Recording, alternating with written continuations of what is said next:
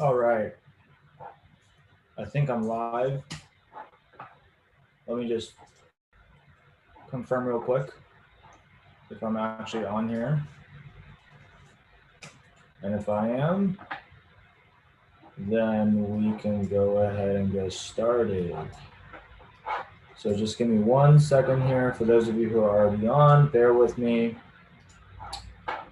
I am basically live streaming to 3 different platforms at the same time. We're on Facebook, we're on YouTube, and we are on LinkedIn.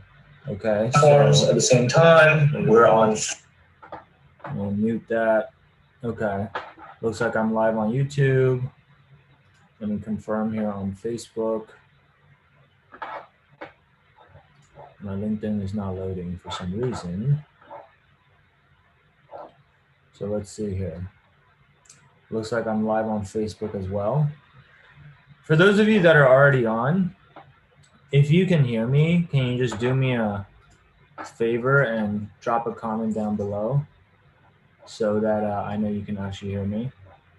And it seems like my LinkedIn is not really loading, so let me see if I can load it on my phone. Oh, there we go. It's finally loading. So let me know if you guys can hear me, guys. And if you can, we'll get started here in about a minute. Okay? All right, I'm in on LinkedIn. Cool. All right, guys.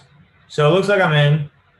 I see some of you on Facebook. I see some of you on LinkedIn. And then also some of you are on YouTube. So good stuff. Happy Tuesday. For those of you who are new and don't know who I am, just introduce myself real quick. My name is Sam Shaw. I'm the founder of Wall Street Mastermind. And what we do here at Wall Street Mastermind is we work with students one-on-one to help them break into investment banking, right? It's a very unique service that not a lot of people are aware of because most people think that when you go through investment banking recruiting, you kind of have to do it by yourself or figure everything out on your own. But what we're trying to do is demystify the recruiting process because, quite frankly, it's kind of a black box, right? And for most people that are going through it, it's their first time ever going through it. But also, unfortunately, it's probably most likely also going to be the only time that they have a shot at breaking into investment banking, right? And I mean, without paying hundreds of thousands of dollars to go back to business school or something like that, right? And so it's a very selective process. And basically, our team, we're all former investment bankers at top investment banks like Goldman Sachs, Morgan Stanley, JP Morgan, so on and so forth. We work with our students one-on-one to help them with everything they need from their application materials, which are things like resume, cover letter, LinkedIn profile, to networking, to basically like building rapport and relationship with the bankers so that you can actually get referrals, to your behavioral interview prep, knowing what to say for each of the questions that you should be expecting, to your technical interviews, right? So it's all of those things. And the reason why we work one-on-one with everybody is because, quite frankly, there's no one-size-fits-all solution where we say, oh, if everyone just does this or if everyone just says this, then they'll be able to break into investment banking. Like, it doesn't really work like that, right? So that's kind of at a high level what we do. Now, today, what I want to talk about is how our clients have been able to not only secure their investment banking offers, but do it very quickly and very efficiently, right? For those of you, especially if you're currently a sophomore, but even if you're not a sophomore, if you're planning on recruiting at some point in the future, what you need to know is that the investment banking recruiting timeline happens very quickly, right? It basically starts around, if you're recruiting for the junior summer internship, it starts around halfway through your sophomore year, okay? And so the current sophomores that want to do investment banking, they're already kind of like in the midst of all the applications and interviews and stuff like that, right? So things really started picking up, I would say back in like mid-January for the summer 2022 internships. And a lot of the applications started opening up. A lot of the applications are still in the process of opening up, meaning not all firms have launched their applications yet, but the ones that haven't yet probably will soon. In fact, JP Morgan 2 years ago, they actually, them and Goldman Sachs deliberately pushed back the recruiting timeline to the summer, to sophomore summer, because what was happening is basically they said, look, every single year these banks are trying to move their timeline up earlier and earlier, and it's getting ridiculous, right? Like it's crazy that you guys are being forced to recruit so early when maybe you don't even really know what you want to do yet. But so they try to do the right thing. And so JP Morgan for the last 2 years didn't start their application until June 1st. And that's pretty late amongst the top banks that are out there, right? Then Goldman Sachs, they launched their application on July 1st, the last 2 years, right? And I think the initial hope when they first did that 2 years ago was they wanted to see if they could change this culture within the investment banking industry where all the banks are fighting each other to go out and try to grab the best candidates before everyone else has, right? Because what happens is that every year someone tries to jump the gun, and then that's why the timeline keeps creeping up earlier and earlier, right? Unfortunately, what we've seen this year is we're in late March, and I think as of a week ago, JP Morgan actually opened up their application. So they stuck to that timeline for about 2 years, and then nobody else really followed suit because everybody else was still opening up their applications basically around halfway through sophomore year or during that second semester of sophomore year. So now JP Morgan's like, you know what, forget it. This is not working. And all that's happening is we're losing all the best candidates to everybody else. So now they're moving things back up again. So personally, I'm not optimistic that, that this trend is going to reverse itself anytime soon. I think that the timeline will only continue to get earlier and earlier. I'm not really sure how to stop it.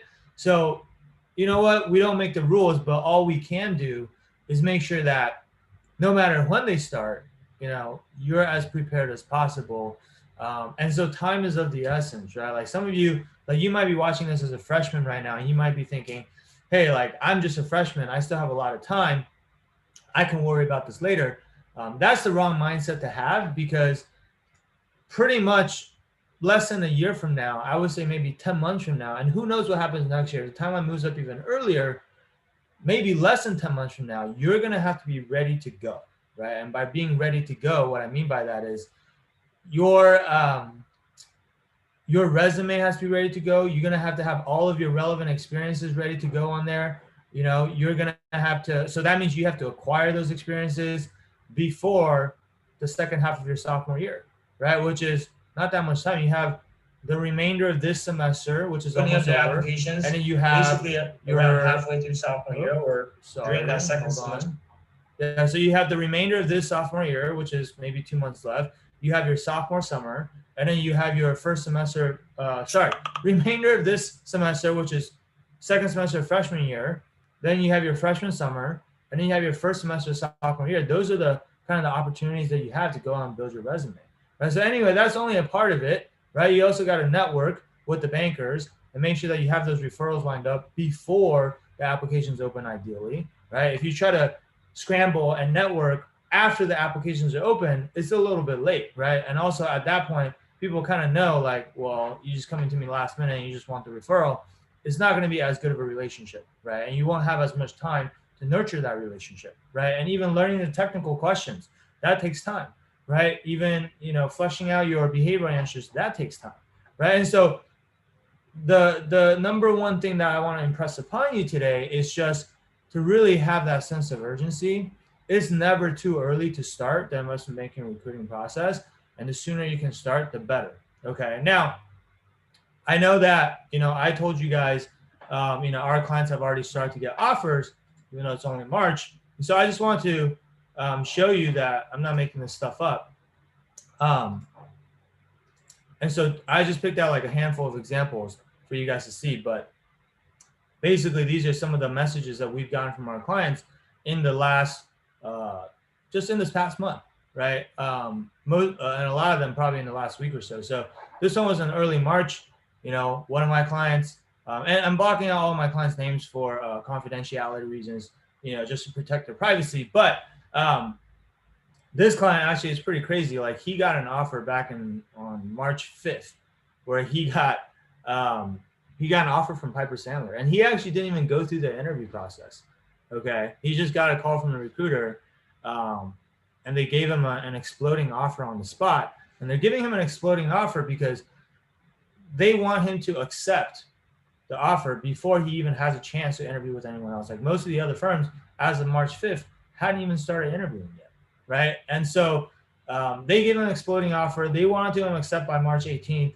He actually didn't accept the offer because it was way too early, and he's going to continue to recruit. But he's a really, really good candidate. Like, he's a total rock star. I'm not saying this is normal, but it is possible, right? But also because we're so confident that he's going to be able to get a much better offer. He and I just both agree that he should just turn down the offer, right? Edgar is actually one of the other coaches on my team. Okay. So that's one example, right? This one, March 16th, right? Another client got an offer from Houlihan Lokey in New York City in their corporate finance group, right? So they have corporate finance and they have restructuring. He got the offer for corporate finance, right? So that was March 16th, which is, I guess, 2 weeks ago, right? This is another client, March 24th, just went to his very first interview with Citi Houston. Okay, so he's recruiting for oil and gas, and he got the offer on his very first interview, right? And the MD called him and said that he was the #1 candidate in the entire Super Day, right? And Citi was his top choice because they're really, really strong in oil and gas. You guys might not be able to see this, so maybe I gotta zoom in a little bit. But so he took the offer and he's done, right? He doesn't even have to go through the rest of the recruiting process because this was his very first interview, right? But that's what can happen when you're absolutely prepared and you know what you're doing, right? This one happened on March 25th, right? This is actually for a sophomore internship, right? So this is for this summer. And he got a sophomore summer internship from Ares doing a rotational program through their different groups. So Ares is one of the big private equity firms out there. Very, very well known, basically a mega fund. So this is a phenomenal sophomore summer internship, right? And then this last one, I actually got this message, I guess 4 days ago. So this client already got an offer from Citi. He's trying to extend his deadline because he still has all these other firms that he's interviewing with, right? He's got interview with Centerview and Catalyst. He's got a final round with Catalyst. Centerview hopefully also later this week. KKR is also accelerating him. And he's got several other interviews. So this guy has multiple interviews going on, right? And so the point is, all of this stuff is happening in real time, right? These offers are being handed out already, right? Which is shockingly early. Like, this is the earliest that I've ever seen, right? So how is this possible? And also, like, what can you do if either you're still currently, going through the summer 2022 process as we speak, or if you're maybe planning on recruiting for summer 2023 because you're a freshman, like, what should you be doing, right? So I always tell you, like, what our clients are doing, right? So you can kind of, like, see if it makes sense for you and maybe you want to model it for yourself. But basically, it's a 4-step process, right? It's kind of like what I said earlier. You need to make sure your application materials are good, and that's primarily building up your resume with the relevant experiences that you need. And as an underclassman, so that's the first step, okay? But the one quick thing that I want to touch on there is just, as an underclassman, if all you're doing is going on LinkedIn or going on Glassdoor or going on Indeed and going on these major job sites and trying to apply for whatever internships you see, it can work, but typically in our experience, it doesn't work very well. Okay, like, because most of those jobs, they're targeting upperclassmen, like juniors and seniors, and they're not looking for underclassmen, right? And also, those major job sites like LinkedIn and Glassdoor, they get so many applications to their job postings that when you submit your resume on there, a lot of times, like, your resume doesn't even get seen, right? I mean, I'm sure you've experienced this where you apply to a bunch of jobs and you just don't hear back and you're wondering what the hell is going on, right? And that's pretty much what's happening, is because they're getting hundreds, if not thousands, if not more applications, and you're just one of the many, right? And so my one piece of advice for you there, and what we do with our clients, is you gotta find kind of more of a I guess, what do you call it? Like your proprietary source of your proprietary source of like where you can go and find internships, right? Like, don't go where it's super crowded. Don't do the same things that everyone else is doing. You're gonna have to look in places that other people aren't looking. So, like, for example, we have some proprietary channels that we found for our clients. I'm not gonna disclose it here out of fairness to our clients, but that's one of the things that really, really helps our underclassmen clients, because they pretty much every single underclassman that comes into our program, within 2 weeks on average, they're able to land their first highly relevant finance internship, even if they've never had any finance internships before on their resume. Okay, so like, it's not a prerequisite, because a lot of times there's a chicken and the egg problem where people say, well, yeah, I know I got to get a finance internship, but if I don't already have any relevant finance experience in the first place, how am I supposed to get that first internship? Because nobody wants to hire me because I don't have any relevant experience. But it's kind of a chicken and the egg problem, right? So that's one of the biggest early hurdles that we see for students, and we solve that by, one, finding these proprietary sources that you can go to where there's very little competition, and two, basically preparing you for the types of interviews, like knowing what kind of questions these interviewers typically ask underclassmen, and making sure you have really good answers prepared for that. And then, of course, even with the little bit of experience that you have for now, making sure that we're presenting that in the best light possible on your resume and on your LinkedIn profile, so that when you apply, you can actually establish a good first impression, and it's going to increase your chances of getting hired, right? So if you can do that, I'm telling you right now, like, once you get that first internship, okay, everything else becomes a lot easier after that, as far as building your resume goes, because once you have that first internship, now you have something to point to on your resume that's going to allow you or help you get your second internship, and then that's going to allow you to get your third internship. And so it kind of snowballs, right? It's a virtuous cycle, so to speak. So that's the first thing you need to do, figure out, is how can you get relevant experience? And work experience is the most important, okay? But extracurricular activities are also very important. So make sure you're participating in the right organizations on campus as much as possible, right? And then there's other things you can do outside of clubs and things like that. Like, you can do case competitions, for example. That's pretty popular with a lot of our students. And that also, the other benefit of doing case competitions is it actually gives you a sense of what the work is like as a banker. So you can see if it's something that you would actually enjoy doing before you commit yourself to this career that's going to be, 80, 90, 100 hours, right? I'm sure most of you have seen that presentation that came out of Goldman Sachs, made by the 13 analysts and whatnot. Like, the hours are pretty brutal, right? So if you don't like the job, if you don't enjoy the work, you're probably going to be pretty miserable, right? So that's the first thing, right? The second thing is, like I said, you need to start networking as early as possible, because, one, networking is a very long and grueling process, okay?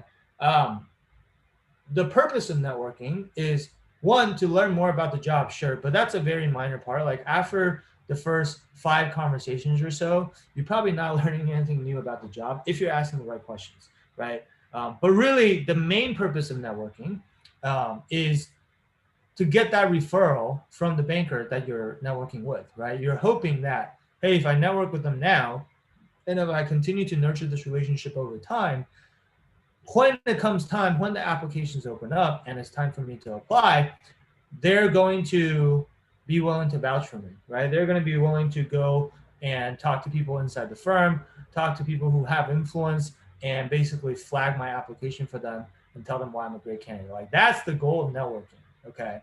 And by the way, I forgot to mention this, but I am going to save time at the end of this for Q&A. So if you guys have questions about anything that I'm talking about right now, feel free to drop your comments down below in the comment section, whether you're in the Facebook group or you're on LinkedIn or you're on YouTube, doesn't really matter. Okay, drop your comments or drop your questions down below in the comments, and I'll save some time at the end to make sure that I answer your questions. Okay, so but to continue on the networking point, so the purpose of networking is to get the referral, right? But what you have to understand is it's not that simple, right? Most of these bankers, they don't really know who you are, right? So if they don't know who you are, you're essentially, for the most part, trying to get someone who's a stranger to go out of their way to help you when they don't really get anything for helping you, aside from just, you know, they get to feel good that they're helping someone. But that's a pretty small incentive, right? So most people are only going to help you if certain conditions are met, right? So one, they have to feel like you're qualified, right? Because if you're not qualified, then nobody wants to refer someone who's not qualified only to make themselves look bad, right? Like if I refer you and you go in and you get an interview and then you completely botch the interview,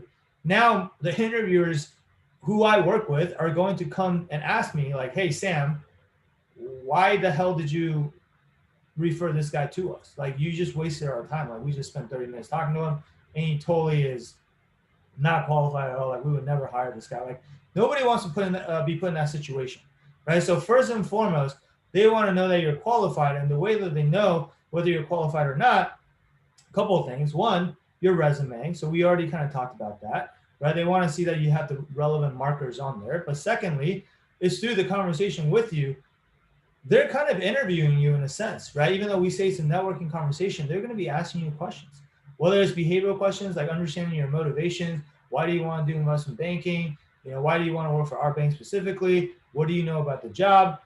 What are your strengths and weaknesses? So there's behavioral questions like that, right? Tell me about a time when you did X, Y, or Z. Or there's also sometimes we've seen bankers actually grill our clients on technical questions, even though it's supposed to be a networking conversation, right? So sometimes students will walk into these conversations thinking it's going to be some chill, laid-back conversation, and then they get put on the spot and they start asking them technical questions.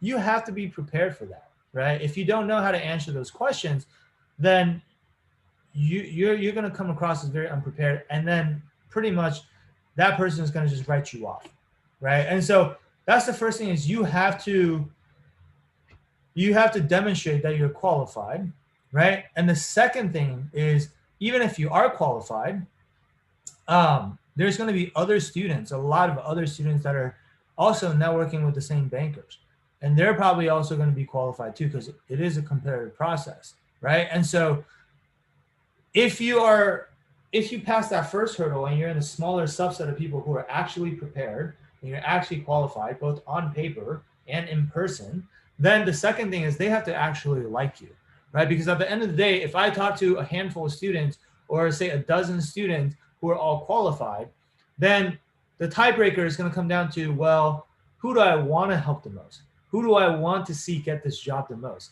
Because I can't help everybody. I can't go to the firm and say, hey, here, all 10 people that I think we should interview. Like, there just aren't that many interview slots to give out, right? And so they have to be very selective. They have to be very choosy. Usually, in my experience, most bankers, even if they are going to help someone, they're probably only helping the top 1 or 2 candidates out of all the people that they've spoken to, right? So that's your goal, is to become the top 1 or 2, ideally the top 1 candidate in the banker's eyes, right? From based on just that one conversation that you have with them, right? Most of the time, you're going to have that one conversation, that one initial conversation. You might have follow-up conversation in the future, but sometimes you won't. A lot of the times, you only end up talking to them in person one time, and the rest of the follow-ups might happen over email or something like that, just because they're very busy and you don't want to take up their time too much, right? But that first conversation that you have with them is your one shot to really establish yourself, to really establish the first impression that you want them to have. And if you botch that first impression, that's pretty much it. You don't get a second chance, right? So the key to networking is, one, there's 2 main hurdles. One, how do you actually get the banker to talk to you in the first place, right? How do you get their attention? Because they don't really know you, right? And that comes down to how do you reach out to them? How good you look on paper. That's a big one that a lot of people don't really realize. It's like they're saying, oh, I'm reaching out to these bankers, I'm cold emailing all these people, I'm not getting responses. Why? And I look at their resume and their resume is garbage. I was like, if I get a resume, if I get a LinkedIn profile, someone reaches out to me and I look them up and the LinkedIn profile is garbage or that they have nothing on there, I'm not going to waste my time talking to them, right? Because I'm so busy. I'm already working so many hours. If I don't think this person has a good chance, I don't want to waste my time. It's nothing personal. I just don't have time to talk to people that aren't qualified, right? So how qualified are you on paper? How are you reaching out to these people? And that comes down to not only like the channel through which you reach out to them, but also what you're saying when you reach out to them. Do you know how to craft a good email or a good outreach message, right? And do you know how to get them to actually respond to you, right? And if they do respond to you, then the hardest part is having the actual conversation and making that conversation feel natural and organic and have it flow easily and have it feel like what you want is for them to feel like as if they're just having a great conversation with a friend. You want them to feel like, yeah, I could really see myself working with this person, right? What you don't want is for that conversation to feel like an interrogation, which is a mistake that a lot of people make, where they go in with a predetermined list of questions and they say, oh, I'm going to ask this question, and after that, I'm going to ask this, then I'm going to ask this, I'm going to ask this, and everything is predetermined. It's all canned questions, and the questions aren't creative at all, right? It's questions that these bankers have heard probably hundreds of times before, and they're probably so sick and tired of answering these questions already, and it just becomes more, instead of a conversation, it becomes more like, it feels more like an interrogation. Like I've been there before. I've been on the other side of that. I mean, I've been on both sides of that, right? When I first started, I didn't really know how to network. I was kind of interrogating the banker, right? I wasn't trying to, but that's kind of how it came across. And I've also been on the other side where people try to network with me and I felt like I was being interrogated. Well, people don't like being interrogated. So if they feel like you're interrogating them, they're probably not going to refer you, right? And so that's a skill that you need to learn, just networking. Like there's a lot more that goes into that. People think like, oh, networking just like, oh yeah, you know, you just talk to bankers, right? Like, no, it's you got to be a lot more methodical than that, right? Like we have actual frameworks that we have our clients follow, right? Like one of the biggest frameworks that we teach for networking conversations is called the ideas framework, right? And so it's a 5-part framework, which I don't have time to go into here. Like that training is about an hour long, but at a high level, the 5-part framework is introduction, day-to-day, equalization, setup, and ask and then setup. Okay, so those are the 5 parts. Right? So we have frameworks like that where our clients, they're not following a script, okay, because every conversation is different. You can't have a script. You can't predetermine what you're going to say, right? And also depending on what responses the banker gives you, you're going to have to adapt your follow-up questions, right? That's the right way to do it, but it requires more skill, right? But what we do use, we don't use scripts, but we use frameworks, which gives you the high level structure to kind of guide the conversation, right? So you know like what the next, what your next milestone is in this conversation or what you're trying to accomplish next. And that's going to steer your conversation in the right direction, right? And then you can kind of fill in the blank in between. Okay, so that's kind of how our clients are networking. And literally the way that our clients network, like we've had clients fill up their calendar with 25 networking calls in a single week before, like 5 calls a day, right? Which is pretty insane, right? I don't know how many networking calls you guys are able to book on average, but that's like on the high end. And I'm not talking, this is not like someone who goes to like, you know, Harvard or Stanford or Wharton or a total target school where, oh, they're just reaching out to a bunch of alumni. Like this is someone that goes to a total non-target school. Like he goes to Drexel. Like, they don't have a lot of alumni on Wall Street, right? And he's reaching out to people who are not even alumni and still booking all these calls, right? So that's literally what's possible if you know what you're doing. And then we have clients that have gotten referrals from every single bank that they plan on applying to. And because of that, they got invited to every single interview that they applied for, right? Literally, I'm not making this up. Like they got like every single bulge bracket, every single lead boutique that they applied for, they got at least a first round interview from, right? And that's your goal. Your goal should be to get an interview from every single firm you apply to or as close to that as possible. And the only way to do that is if you have at least one or ideally 2 referrals at every single firm. Okay, I say ideally 2 because sometimes if you only have 1, I've seen it happen where you thought you had the referral, but then you still don't end up getting the interview. So it's good to have some redundancy. Okay, so that's on the networking side. Then if you've done the 2 things that I talked about so far, which is your resume is really good and you also are really, really good at networking, then you should be able to get a lot of interviews, right? And once you're able to get the interviews, then from there, the only thing left that you have to do is you have to be really good at interviewing, right? And so to be really good at interviewing, and I'm oversimplifying, like I'm making it sound like it's really simple, but really there's 2 parts of the interview process, right? There's behavioral interviews and there's technical interviews, right? So let's talk about behavioral interviews first. Okay, I know everybody always wants to know about the technical interviews, but that's actually quite simple. For the behavioral interviews, people don't spend nearly enough time on most of the time because everyone's so focused on technicals, they neglect their behaviorals. I'm here to tell you, in my experience from having worked with over 350 students to date over the last 3 years, time and time again, we've seen clients advance to the next round of the interview process and or even get offers, even though they weren't perfect on the technical interview. Okay, I'm not saying you shouldn't be perfect on technicals. You should try to be perfect if you can. But we have seen people get offers even when they messed up on maybe 1 or 2 technical questions during the interview. Why? Because their behavioral interviews were so good, right? At the end of the day, the behavioral interview is actually more important than the technical interview from the interviewer's perspective. And I'm telling you this because I've been an interviewer before, and I've also been in the room deliberating with the other bankers who also were interviewers, where after the interview, we all get in a room and we talk about who we want to give the offers to. So I've been in those discussions. And I can tell you right now, the way we look at it is, look, you got to know your technicals, but at the end of the day, like, you just have to know, like, you can't not know like the really basic, obvious stuff, right? But sometimes what we will actually do on the technicals is we'll try to push you. Like if you get a question right, I'll ask you a slightly harder question. If you get that question right, I might ask you a slightly harder question. I'm gonna keep doing that until you mess up on something because I want to see, I'm testing you to see how far I can push you, right? But as long as you have a basic level of technical knowledge, everything else that I think you're going to need to know can be learned on the job, and I can teach it to you, right? What I cannot teach you is what type of person you are. What I cannot change is your personality. Do you have the traits and qualities that would make a good analyst or a good associate, whatever it is that you're recruiting for, right? This is why the behavioral interview is so important. I want to understand your motivations. I want to understand why you want to do banking.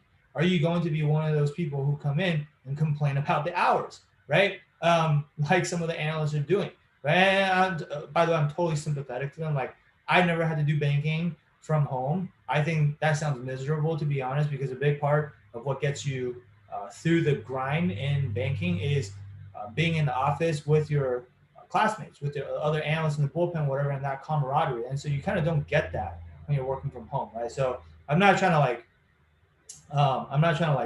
hate on them or whatever. But regardless, I'm just telling you from the interviewer's perspective, they don't want to hire someone that's going to come into the firm and then complain about the hours and then maybe even make the firm look bad, right? So I want to understand your motivations. I want to understand that you know what the job is about. I want to know that you understand the sacrifices you're going to have to make. I want to know how you behaved in the past to different situations. And that's going to allow me to read between the lines to see if you have what it takes to be a great analyst, right? And so on the behavioral side, honestly, people like kind of oversimplify it. They think it's like, oh yeah, you're just talking about yourself, right? Like banker's going to say, tell me about yourself, and I just talk about myself. Or banker's going to say, hey, walk me through your resume. I'll just walk through my resume, like list out all the things I've done, right? But it's a lot more nuanced than that, right? I'm gonna take a sip of my coffee actually. Oh wow, it's really good. But it's a lot more nuanced than that. And what I mean by that is, with the behavioral interview, it's not really about whether you have the right answers or the wrong answers. There's actually no such thing, right? Because every single person is going to have a different answer when it comes to behavioral questions, right? If I say, tell me about yourself, your answer should be different from everyone else's, right? This is why it's really silly to go off of an interview guide when you're trying to craft your behavioral answers, because the interview guides are static. They're being read by, first of all, they're being read by tens of thousands of people. And especially if you're using one of the popular guides, right? Wall Street Oasis guide, Mergers and Acquisition guides, whatever, right? And they're literally saying, for this question, say this, or for this question, use this type of answer. Well, guess what? Like, what happens, and again, as someone who's been an interviewer, what happens then is we'll actually interview multiple people in the same day, back to back to back to back to back, right? And everybody will sound very similar, right? Because they're all regurgitating the same answers. Like, you got to understand, when it comes to the behaviorals, it's not about having the right answer, which is why you shouldn't just follow some script that you got from a guide. It's about having answers that make you stand out. It's about having answers that are better than your competition's answers, right? You're being graded on a relative basis. You're being graded on a curve, right? So how do you do that, right? The way you do that is, it's really a 4-step process. First, you got to know what questions to expect, okay? More than 50% of the time, when I see people do poorly in behavioral interviews, it's because they get asked a question that they weren't really expecting. It's like a curveball, right? Now, it's really hard to like kind of BS something on the spot when you get asked a question that you weren't expecting. Most people aren't able to do that on the fly and make it sound very natural, right? It's very easy for the banker to tell that you're kind of trying to pull something out of your ass. Excuse my French, right? So you gotta know what questions to expect, right? That's the first part. And so for us, the way we help our clients do that is, again, we've worked with over 350 students. You know, our clients collectively have probably gone through thousands of interviews, and they always come back and tell us what questions they got asked. So we have a very large sample size of data on what's being asked, right? So we actually tell our clients, here's a set of questions that you have to absolutely be prepared for. And if you're prepared for this set of questions, you're gonna have all your bases covered, right? So that's the first step. Second step is, you're gonna need to know what it is that the bankers are looking for. Behind each of these questions, there are certain traits and qualities that they're looking for, right? You have to be able to understand when you hear the question, like, okay, what is it that what do they actually want to hear, right? Because at the end of the day, the behavioral questions may seem subjective. At the end of the day, it's not whether you think the answer is good or not, because everyone always thinks that their own answer is good because they came up with their own answers, right? If they didn't think it was good, they wouldn't be using it. But it doesn't matter what you think, right? What matters is, does the interviewer think your answer is good, right? They're the judge, not you, right? And so you need to be able to get inside their head and know what it is that they're looking for, right? So again, here, what we do is, all of our advice that we give to our clients is based on data. It's not based on like Sam's opinion. Like, Sam's opinion doesn't really matter either, right? It's based on data, which is, again, having clients who have gone through thousands of interviews collectively, we can basically pick out all the most successful clients. We know what they use as their answers because we worked on it with them. We wrote it out with them, like literally, we wrote out their answers with them, right? So we know what their answers are.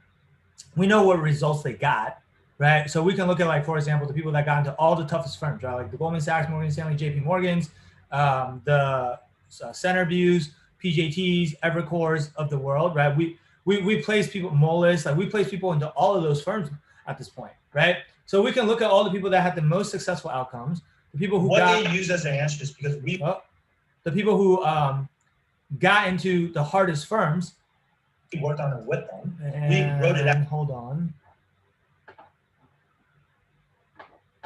All the people that had the most successful outcomes. Bugging out. Okay, there we go. Sorry about that. So we can look at all the most successful answers, and then we can compare them side by side and say, hey, for all of our most successful clients, what commonalities can we identify between these answers? It's basically a pattern recognition exercise, right? To say, hey, what do all these answers have in common? Because success leaves clues, right? That tells us, okay, these are the things that these bankers like to hear in these interviews, right? And then we can basically turn those things into frameworks. Okay, so Nelly, I see you asked a question here around, I was wondering if you can share any insights into how to structure the perfect answer. Here's the answer to that: is you need to follow frameworks, and these frameworks have to be developed through a large sample size of data. It can't just be, hey, let me talk to one upperclassman and see how they answer this question, and let me just try to copy their answer. The answer that worked for someone else may or may not work for you because you're a totally different person, right? So you need a big sample, you need a large sample size. But once you have these frameworks, it's almost like a formula. Not that your answer will then sound exactly the same, but it's more like the structure, the skeleton of the answer, and you're going to fill that out with your own experiences and your own examples, right? And so we give our clients these frameworks. Then the third step is they will then go and write out their answers, right, to the best of their abilities, and then they will then, like, before they finish though, we'll have them listen to mock interviews from some of our most successful clients, where basically they can hear what the toughest competition out there sounds like, right? Because this comes back to the crux of the whole behavioral thing is, like I said at the beginning, it's not about whether you have the right answer or not. It's about whether you have better answers than your competition, right? The biggest thing that most people are missing is they write out their answers and then they just go into their interview with their answers that they came up with, and they hope that is good enough, right? People aren't benchmarking themselves against their competition because, quite frankly, it's very hard to do. Like, how am I supposed to know what my competition is doing? How am I supposed to know how good other people sound? How am I supposed to know how I stack up against other people? You don't, right? Or maybe you can practice with one or two buddies of yours, but again, that's a very small sample size. So we actually, for example, have a mock interview from one of our clients who got every single interview that he applied for. Like I said earlier, it's the same guy. And not only that, but he got every single, he passed every single first round interview. He got invited to every single super day. Then he went to the first 4 super days that he got invited to, and he got all 4 offers. And he canceled the rest of his super days because he didn't need to go anymore. Because at that point, he already has top choice firms. He ended up choosing between, it was down to Goldman Sachs and Evercore, and he ended up taking the Evercore offer, right? And so, point being though, someone like him that had 100% success rate with passing interviews, clearly whatever he's doing is working, right? I always like to rate people on a scale of 1 to 10. And I would say if everybody was being graded on a curve of 1 to 10, this guy's a 10, right? So what I want everyone else to be able to do, all of my other clients, is to be able to hear what a 10 actually sounds like. And then that way you can kind of see, okay, if this guy's a 10, what does that make me? Am I a 4 right now? Am I a 6? Am I an 8? Am I a 9? What am I? Am I a 10, right?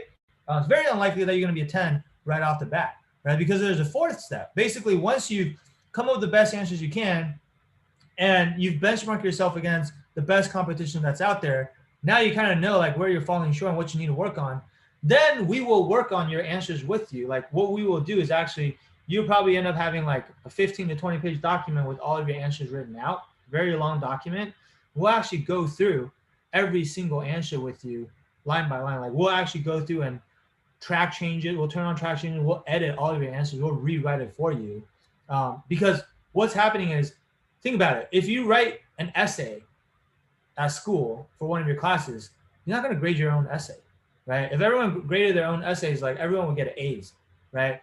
Because you're not going to be able to identify the things that you're doing wrong when it comes to your own writing, when it comes to your own answers, right? So you need someone else to do that as an unbiased third party, not only just unbiased, but also as someone who's a subject matter expert, right? And so we have like honestly, like bankers don't have time to help you rewrite all of your answers. Like when we do that for our clients, it takes hours and hours of work. It's a lot of work, right? And so you're just not going to find someone to do that for you who's actually also qualified. And so that's what we do for our clients. And so by the time we're done with that, and we'll do that as many times as we need to, we'll iterate on your answers multiple times until we feel like it's perfect. And then from there, you can go and practice and rehearse your answers and make sure that your delivery is on point. And we'll do that too through mock interviews, right? That's the importance of mock interviews. It's not to like learn the concepts or learn the answers. It's to practice the delivery. right? So that's on the behavioral side of things. And then last but not least, the technical side, I'm going to move along because, again, I want to save some time for questions. On the technical side of things, by the way, for those of you that joined late, like I said, if you have questions, I'm going to save time at the end to answer them. So make sure that you drop your questions down below in the comments, and I'll save time at the end. I'll get through every single question that you guys have. Okay. So the last part is the technicals, right?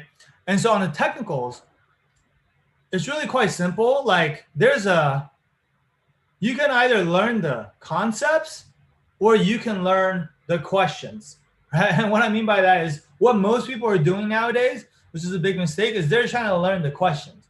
So they'll pick up an interview guide and they'll say, oh, there are 400 questions that I need to learn, right? The 400 questions guide. I'm going to read this guide. I'm going to memorize the answers to these questions and hope that I get these questions when I end up interviewing, right? What you need to know is that there's an infinite number of questions that they could possibly ask you, right? The 400 questions that are in the guides are not the only questions that can get asked. In fact, what's been happening more and more nowadays is a lot of bankers are shying away from asking the questions that are already in those guides, because pretty much maybe 5 years ago, 10 years ago, back when I was recruiting, if you read these guides, you were actually way ahead of the curve, because not everyone was reading these guides back then. Back then, these guys were relatively new. Not everyone knew about them. And so bankers could ask you these questions that showed up in the guides. Fast forward to 2021, pretty much anyone who's serious about investment banking has one of these guides, right? So the interviewers know that. They know that everyone's memorizing these guides.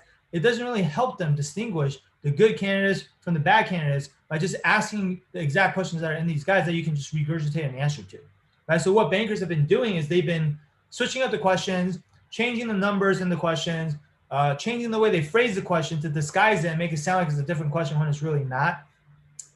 They'll also ask like application type questions that are not even like answers you can memorize, but it's like giving you something like a real life scenario that you have to react to on the spot, where you actually have to like have your own opinion, and it's a very open-ended question, right? Those are just not types of questions that they could possibly prepare you for in these guides. And so theoretically, if you want to memorize answers, one, it's going to take you a very long time, and two, you're never going to be able to memorize every single answer you need, because you're just not going to be able to guess or anticipate what question the interviewer is going to ask you, right?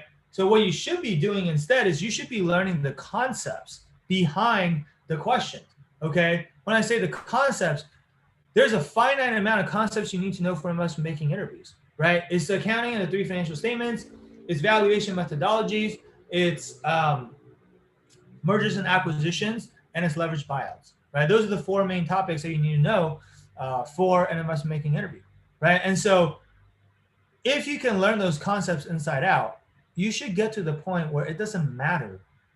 It doesn't matter what questions they ask you, because whatever the questions they ask you, it's going to be about those concepts, right? It's going to be different. The questions are going to be different. Numbers are going to be different. Assumptions are going to be different. But as long as you have that knowledge and you can apply it,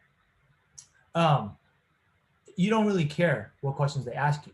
But it's kind of like learning a new language. Like if you were trying to learn French today, like would it be more effective for you to, buy like a French textbook and memorize all these sentences and all the grammar rules and all the vocabulary, and then try to like regurgitate that when you go to France and try to speak to a French person? Or does it make more sense for you to actually like internalize and learn the language to a point where you can actually apply and have an actual conversation? That's kind of like the closest analogy that I can think of, right? You also have to understand too, okay, so I got to learn the concepts, right? How do I actually do that? Well, to learn the concepts, it's kind of like how you learn anything else in school, right? Like, why do you pay all this money to go to school and get an education? Why are you paying tens of thousands of dollars a year, 6 figures over 4 years? Or why are your parents paying for that? Whether you're paying for that, or why is your family paying all that money for you to go to college and do that? Well, think about what is the most effective way to learn something new, right? You can either go to class, go to lecture, and learn from a professor who's a subject matter expert, who's a PhD in whatever class, whatever subject matter he's teaching. And then you can go to a small section, you can ask questions to the TAs, you do your homework assignments, and then you kind of like implement what you learn. that's one way to learn, right? That's how most people are learning in school, right? And quite frankly, I think that's the most effective way that we've discovered so far as a human race. Like, it's why school operates the way they do, and it's been that way for hundreds of years, right? The other way you could do it is, like, theoretically, you could just go out, like, don't go to class ever. You could just go buy the exact same textbook that you would have used in that class, and you can stay home or stay in your dorms, and you can just read that textbook all day long and try to teach yourself everything, right? And don't get any help. Don't have a professor, don't have a TAs, don't work with your other classmates, like, don't do any of that, right? Which one do you think is going to be more effective? Most of you are probably going to say the first one, right?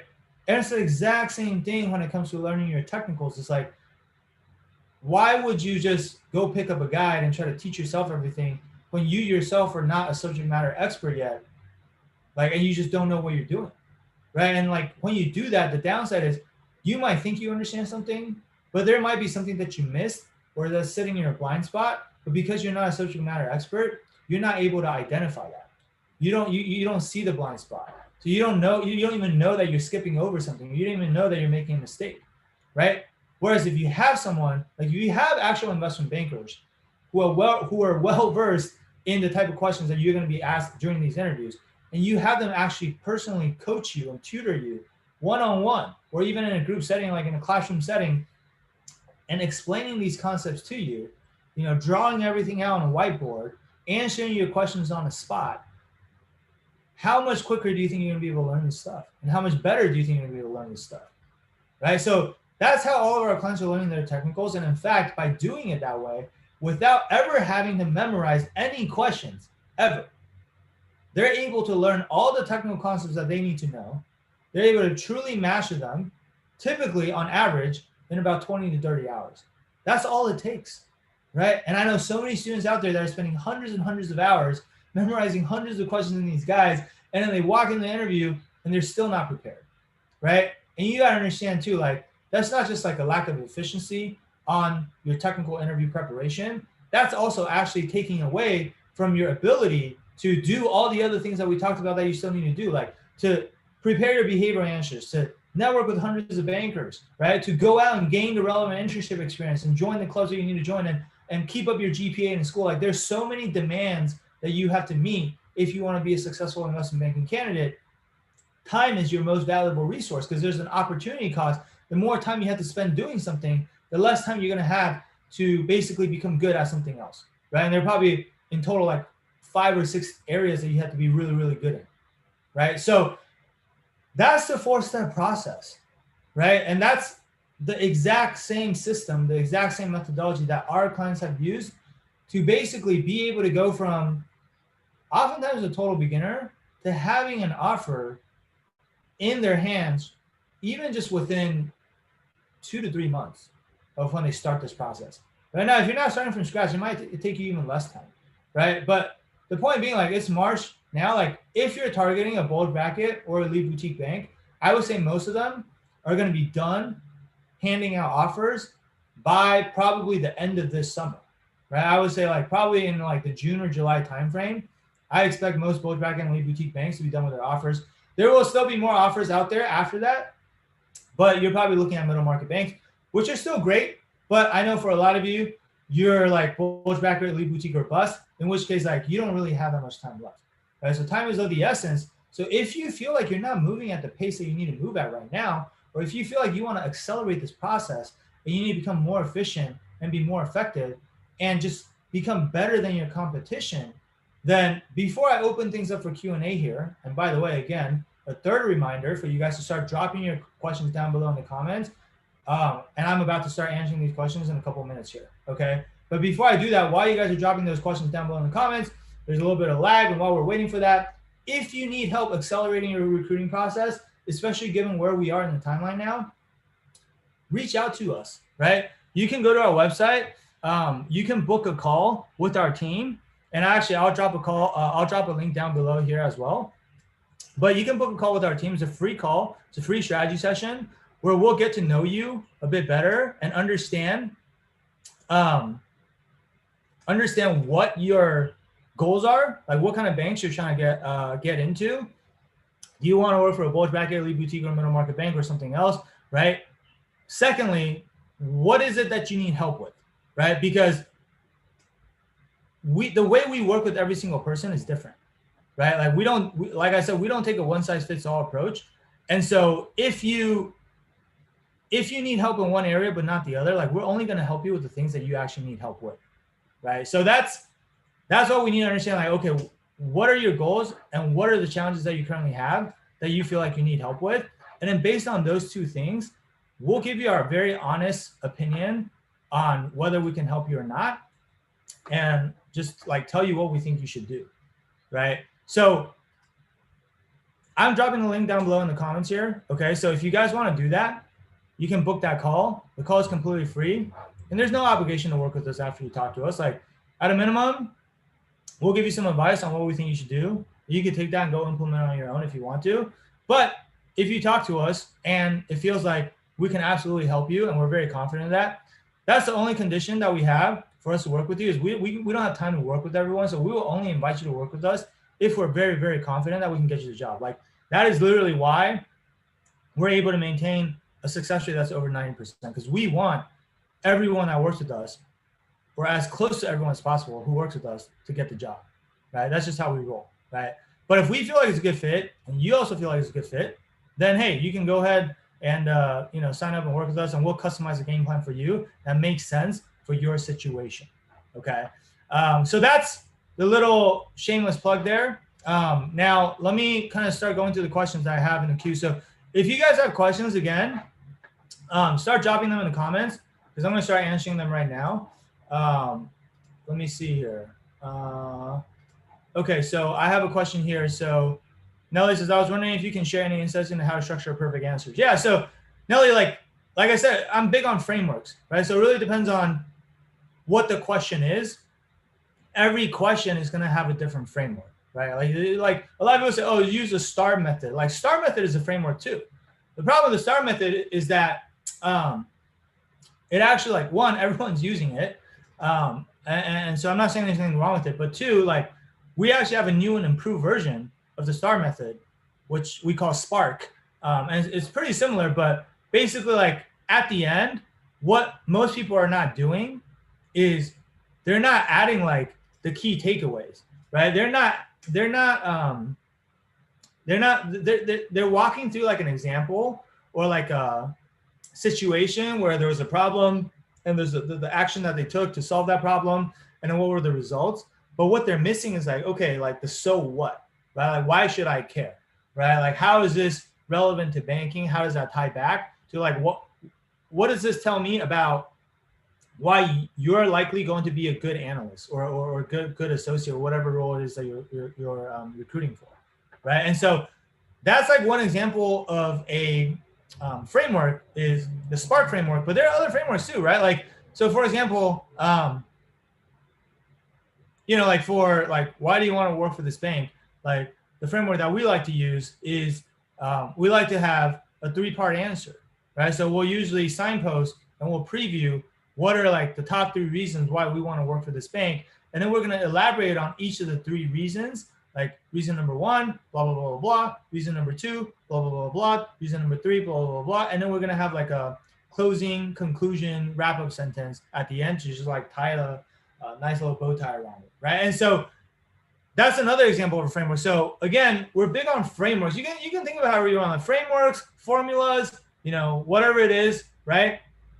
But you got to have these frameworks. And depending on the question, I just gave you 1 or 2 examples, but depending on the question that you're trying to answer, there's going to be a different framework that's appropriate, right? And again, that's all based on the data that we have from all of the clients that have gone through the interviews and what's been successful and what hasn't been successful, right? And identifying the commonalities there. So hopefully that makes sense, all right? Fumus asks, would this be a document of all your behavioral and technical answers, like 200 plus responses? The document that I was referring to, Fumus, is just on the behavioral side, okay? I mean, we don't really need like a document. We don't have a document for all the technical questions because, like I said, there's an infinite number of questions that you could possibly get.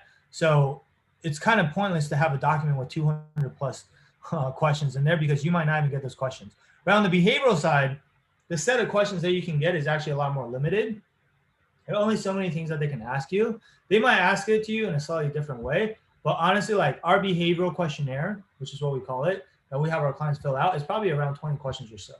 Like that's all you need, right? And what we tell our clients is if you have really good answers prepared for these 20 questions, then you're pretty much going to cover all your bases, because even if you get a different question that's not on this list, if you really read between the lines and think about what it is that they're asking, you'll realize that it's actually just a variation of one of these 20 questions, right? And so that's the questionnaire that we have our clients fill out. And then once that's filled out, like I said, we'll go through and we'll actually edit all of their answers with them line by line to make sure that all the answers are perfect, right?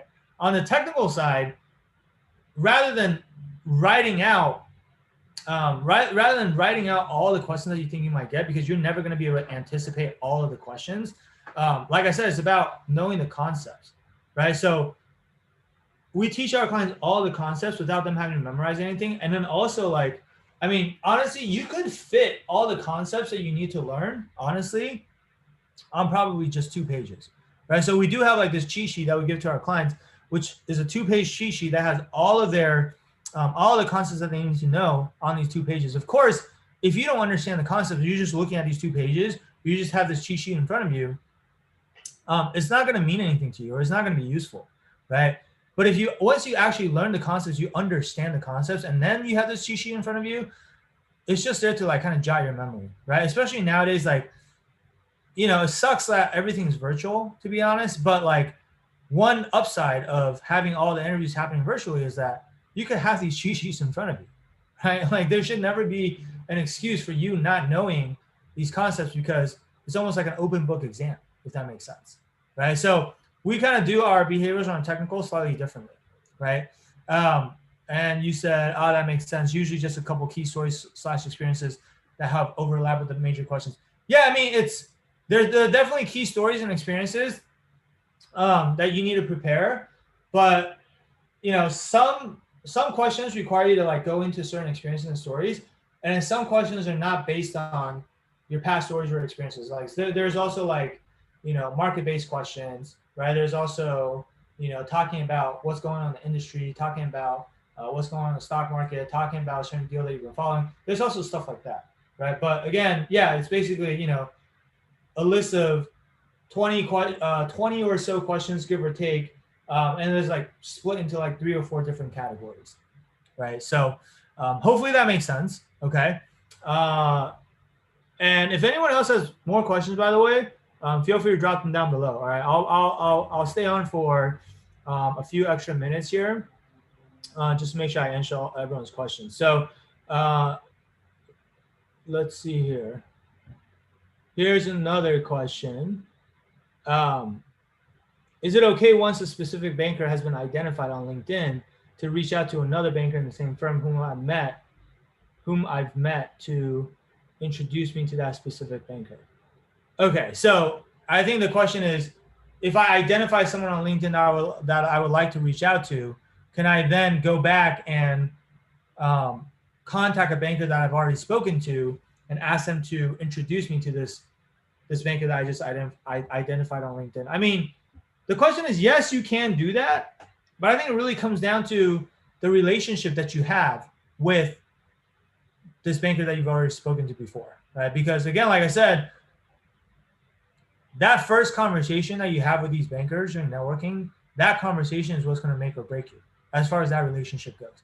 You either won them over and you've either impressed them and they really like you and they want to help you, or you didn't, right? And if you didn't, quite frankly, bankers are very busy and they're just not going to help you, right? Because they don't have time for that, right? And so it really depends on if you won them over or not. If you have won them over, typically bankers are going to be pretty receptive to helping you.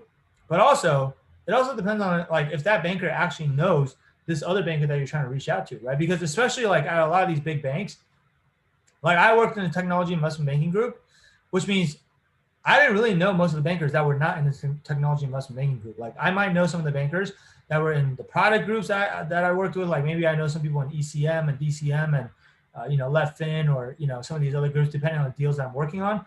but I probably don't know anyone that's in like the consumers group or, you know, the industrials group or the oil and gas group, because quite frankly, I never had to work on deals with them, right? So like if you came to me and you asked me like, hey, Sam, can you introduce me to this banker who's in the industrials group?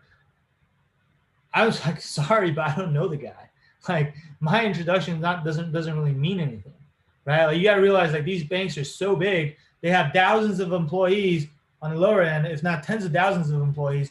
Most of them don't know each other, right? And so typically, if you ask people to refer you to other bankers, what I've seen happen more often is not like, hey, can you refer me to this specific banker? It's more like, hey, do you know anyone that you think anyone else that you think would be good for me to talk to? And you kind of leave it up to them to decide if they want to refer you to someone else and who that person would be, right? So if you find someone on LinkedIn that you want to reach out to, like, you know, one, if you have a mutual connection with them, that's best. Try to go through that, right? But two, more often than not, you're not going to have any mutual connections with them. In which case, like, it's probably most effective for you to just reach out to them directly on your own, right? Then it just comes down to like, okay, what do you say when you reach out, and how do you like kind of optimize your outreach message, and like I said, how do you kind of optimize your resume, your LinkedIn profile, and how you look on paper to maximize the chances of you getting a response. And then also, a lot of times when you reach out, they won't respond right away, right? Like your first outreach, you might not get a response, and a lot of people just stop there, right? Because the assumption is, hey, if I reach out to them and they don't respond, that means they don't want to talk to me, right? What you guys have to understand is that's not necessarily true in banking. A lot of times when people don't respond, it's not because they don't want to talk to you. It's actually just because you're not that high of a priority, because you're not. They're getting a bunch of emails from their MDs and from their clients or whatever. Those are more urgent and those are more important, right? And so a lot of times people think, hey, I'm too busy right now, I'm going to respond to this later, but they just forgot, and then like they don't come back to it. Right. So a big part of getting responses too is you have to follow up, right? You need to know how to follow up, sometimes multiple times, but also you need to be able to do that in a way that's persistent, but not annoying, right? Because the last thing you want to do is annoy the guy where it's like, oh my God, this guy's so annoying, you know, and he just keeps messaging me and he doesn't know how to take a clue that I don't want to talk to him. But sometimes it is that they just don't want to talk to you. And so you want to be kind of like respectful of that boundary, right? And so, but that's what I would do, okay? As far as reaching out to people that you find on LinkedIn. Let me see if there's any other questions.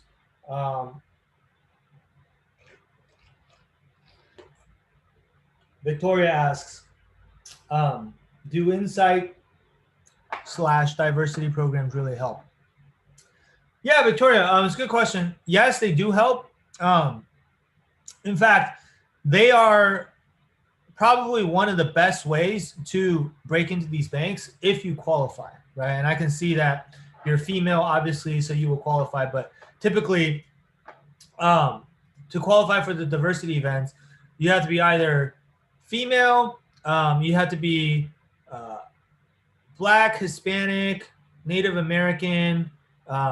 Those all count as diversity. You have to be if you're a veteran, like you've served in the military before, a lot of firms will have diversity programs for that. LGBTQ could count as diversity. And some firms have diversity for like disabilities. So if you're somehow disabled in some way, shape, or form, that could count as diversity. I've even seen firms, this is less common, but I've seen firms count like first generation. If you're like a first generation college student, they could count that as diversity as well, right? And so you just have to check, like most big banks at this point in this day and age, they all have diversity programs. The bulge bracket or elite boutique bank, they most likely have a diversity program. Even a lot of the middle market banks, they have diversity programs. And so if there's a diversity program, you just have to read the fine print and see like what's the criteria and do I qualify?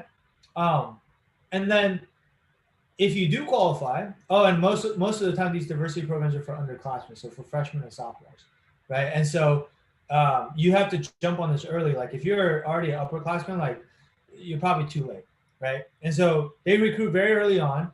But the beauty of the diversity programs, the reason why they help is one, there's less competition, right? Because there's less people that qualify for these things. So it's almost like you have access to a side door or like a VIP lane that most other people can't go through, right? So I think less competition, but also if you can get selected for these diversity programs, most of the time, at a minimum, they'll give you an opportunity to interview and meet the team at the diversity program. And if you do well, then you get fast tracked to the Super Day, right? Sometimes I've also even seen where as long as you're at the diversity program, you automatically get fast tracked to the Super Day, right? It doesn't even matter. You don't even have to go through like the extra interview, right? So either way though, it's a much higher probability way for you to get fast tracked to the process. And then like also a lot of our clients have gotten into these diversity programs, like the way sometimes it takes the form of like a freshman summer internship or a sophomore summer internship. So what's happening is by their sophomore summer, they're already interning at a bulge bracket bank like a Bank of America or a Morgan Stanley or a Goldman Sachs, which most of the other sophomores in their classes don't have that, right? So then by then, if you if you do well, you're automatically guaranteed a return offer for junior summer at the same firm. But also, if you don't want to return to the same firm, you can now parlay that into perhaps an even better firm because you have this internship already on your resume and most of your competition don't. You're going to have a leg up on the competition, right? So that's how diversity programs can help. And then Victoria had a follow-up question where she says, do you know what those interviews look like with technicals at a freshman level? I mean, typically the bar is going to be lower for those interviews because you're younger and they don't expect you to know as much, right? But doesn't mean that there won't be any technicals. There can still be technicals. I would still recommend that you be prepared for the technicals. I know most of the time when people ask these types of questions because they're hoping that I will say, oh yeah, don't worry about technicals at all. You don't need to study for it. It's going to make your life a lot easier. You'd rather be safe than sorry. You don't want to go in unprepared and botch the interview because you don't know the technicals, right? And so Victoria, like, if you need help with the technicals, like, you should let us help you with the technicals. Like, we're very good at that, right? Like, we can, like I said, teach you all the technicals that you need to know in just probably 20 to 30 hours. And regardless of whether you end up needing a lot of technicals for the diversity programs, if you want to recruit again for your junior summer internship, you're still going to need to know your technicals then. And those interviews will definitely be a lot harder, right? So that's what I would suggest on that side, okay? Kobe asks, if you're networking with analysts relatively last minute, right around when the application closes, how do you ask for a referral to a senior banker or for them to vouch for you for the first round interview? I mean, look, you can't ask people, I mean, you can, but I don't recommend asking people for the referral, like explicitly. Like I would never, we tell our clients to never say, hey, can you please refer me for the interview or anything remotely close to that, right? Because when you do that, one of two things will happen. More often than not, this is just purely based on the numbers and the data that we see. More often than not, it's really, really hard to get a referral, okay? So more often than not, the person that you talk to, even if they're willing to talk to you, they're more likely to not go out of their way to refer you than to refer you, right? So if that's the baseline assumption and you ask them, hey, can you please refer me for this interview? You're putting them in an awkward situation, right? Where they have two options. They can either lie to you and they say, yeah, sure. Happy to refer you. Like, send me your resume and, I'll submit it for you. That's one. Or two, they're going to tell you no on the spot, which again just makes the conversation very awkward. And both of those situations you don't want, right? Especially the first situation. Like, the worst is when the banker is forced to lie to you because they're feeling uncomfortable, and now you think you have a referral at the firm when you actually don't, right? Because what I've seen this happen so many times where people think like, oh yeah, I got a referral at this firm.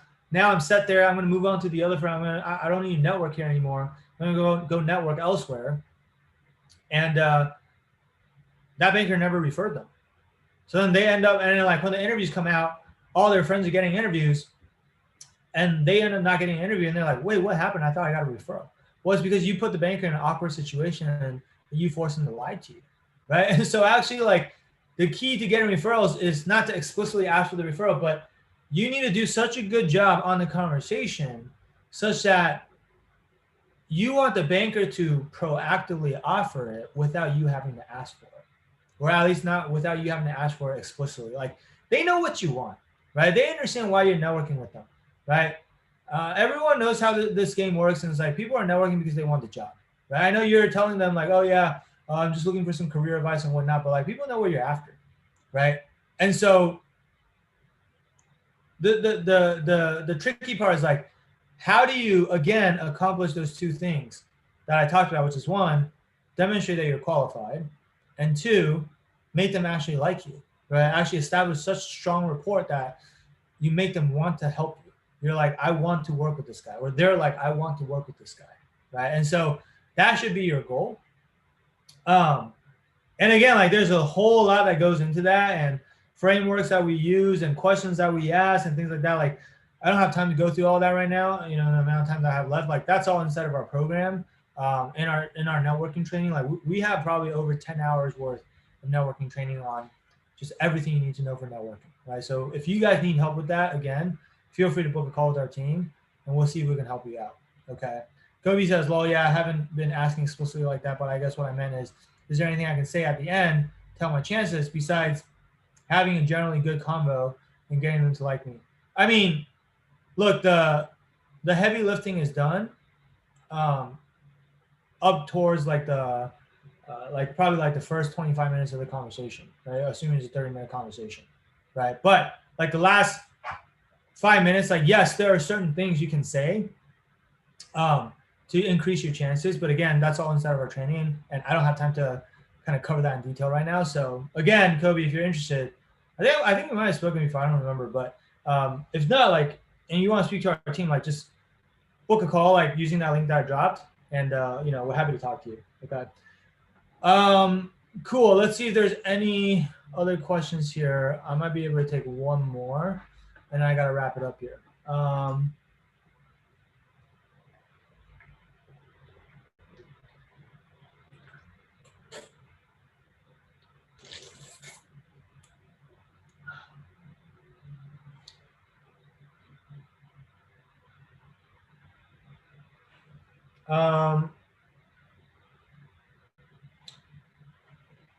So here's a question.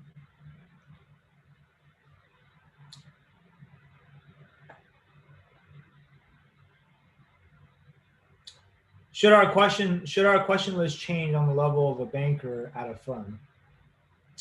I.e., we ask more detailed questions about deals, teams, etc. when talking to a VP or MD. Yeah, so this is basically this person's asking, hey, if I'm talking to like an analyst, say, versus an MD, does that change the type of questions that I ask? Yeah, absolutely. You should change the questions that you ask depending on the seniority of the person, right? Like, I actually enjoy talking to managing directors more than analysts because they've been through so much more. They've been in the industry so much longer. They've done so much more during their career. Usually they have a lot more interesting stories, right? And they have more perspective, right? And they've been through all the different levels within the job. Like they went from analyst up to associate to VP to director to now MD, and they've seen how that job, the job changes over time and the different skills that they have to pick up along the way. And they've also talking to clients more. They know more of what's going on in the market. So all of those things should shape the type of questions that you ask, right? So absolutely, like you should not just be asking like the exact same questions to analysts and to MDs, right? So that's like the short answer to it. But again, that's a whole entire training on its own. This is why networking is so much more involved than what people make it out to be, because every single one of these questions can be an entire training on its own. Right? That's why our networking training is so long and so detailed. Okay. And so, but that's at a high level. The answer to like that question is like, yes, you should absolutely change up the questions that you ask to the different bankers. If you don't, you're not going to have a lot of success with your networking conversations. Okay. I will do one last one from Fumis. Tips on following up with bankers after that initial networking call. Yeah, Fumis, this is a great question, and we'll end on this one. And so typically what I would recommend for following up is, I mean, you don't want to follow too much, right? I mean, it also depends on like how much time you have between the initial conversation to when it's time to apply, right? But you want to kind of space it out. I would say like, if you have a lot of time, following up once every 3 months or so, like once a quarter, is typically a pretty good cadence. And the reason why I think that's a good cadence is enough time has passed for you to have gone out and done a bunch of stuff, and maybe like ideally even incorporated some of the feedback that they gave you last time. Like if they gave you advice on your first call, you should make sure you go out and follow their advice, and then you can come back and update them on like, hey, by the way, thanks for telling me to do XYZ the last time we spoke. I actually went out and did what you told me to do, and this is what happened. Got this phenomenal result.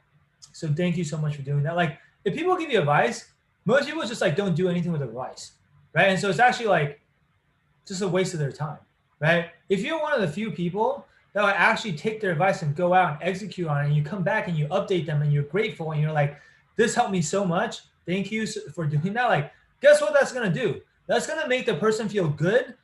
And that's going to make the person want to help you more. And that's going to make the person be more likely to be willing to take you under their wing even further, right? So that's one thing. And the second thing is like just keeping them up to date on what you've been doing, right? On all the progress that you've been making, right? Like over the past 3 months or whatever since we last spoke, like these are the things that I've been doing. I raised my GPA by 0.2. You know, I went out and did this internship at this firm. I joined this club, whatever. Like whatever you think is relevant for them to know, right? So keep them up to date so it doesn't feel like you're just using them, but you're actually like, you know, you're actually like treating them as like your mentor, so to speak, right? And the more you can do that, the more someone's going to be willing to help you out. Now, don't do that like, you know, every week or every month or whatever. That's why I was like, I mean, you're just not that important, right? There's no better way to put it. It's like bankers have better things to do. They have a job. Their job is not to help you get jobs. Like that's our job. That's why people like us exist. Right? That's why Wall Street Mastermind exists. But like once every 3 months, I think that's totally fine, right? So that's what I would do on the follow-ups. And again, there's a lot more that goes into that, Phoenix, but that's kind of what I have time for right now. If you want to hop in our program, happy to help you more with that. All right. Bruno says, what was the scenario of a student in your course with the least chance of entering IB?